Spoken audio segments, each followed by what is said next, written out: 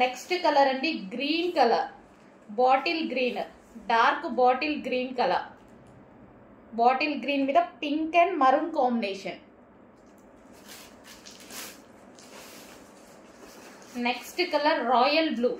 So బ్లూలో 2 shades ఉన్నాయండి, ఒకటి బ్లూ అని చెప్తున్నాను, ఒకటి రాయల్ బ్లూ అని చెప్తున్నాను.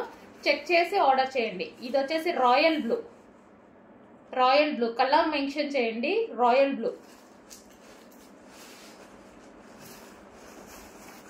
Leaf green, dark leaf green, dark ఉంది మంచిగా.